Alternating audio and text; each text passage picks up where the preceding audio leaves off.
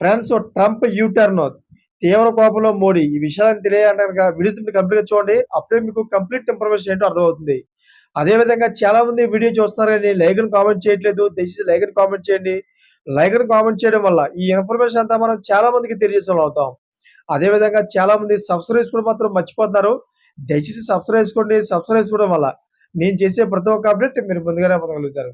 Friends, కాశ్మీర్‌లో పహల్గామ్ ఉగ్రదాడి తర్వాత చేపట్టిన ఆపరేషన్ సింధూర్ ఉధృతంగా సాగుతున్న సమయంలో అకస్మాత్తుగా ఎంటర్ అయి భారత, పాకిస్తాన్ మధ్య తాను మధ్యత్వం కుదిర్చారని, అదేవిధంగా దీని ప్రకారం ఇరు దేశాలు కాల్పుల విరమణకు అంగీకరించాయని అమెరికా అధ్యక్షుడు డొనాల్డ్ ట్రంప్ గతంలో ప్రకటించారు. అయితే ఆ తర్వాత కూడా పలుమార్లు ఇదే విషయం చెబుతూ వచ్చారు. దీంతో భారత ప్రభుత్వం ఇరుకున పడింది. పాకిస్తాన్‌తో సమస్యలో మూడో దేశం మధ్యవర్తిత్వం అవసరం ఏమొచ్చిందంటూ విపక్షాలు విరుచుకుపడుతున్నాయి. ఈ నేపథ్యంలో ట్రంప్ ఇవాళ ఉన్నట్టుండి తన వ్యాఖ్యలపై యూటర్న్ తీసుకున్నారు.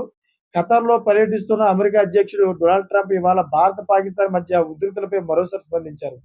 ఈ రెండు దేశాల మధ్య తన మధ్యత్వంపై జరుగుతున్న చర్చకు ఫుల్ స్టాప్ పెడుతూ కీలక వ్యాఖ్యలు చేశారు. భారత్, పాక్ మధ్య తాను మధ్యవర్తిత్వం చేసినట్లు చెప్పబోనని ట్రంప్ స్పష్టం చేశారు. అయితే భారత, పాకిస్తాన్ మధ్య వివాద పరిష్కారానికి సాయం మాత్రం చేస్తానని ట్రంప్ వెల్లడించారు.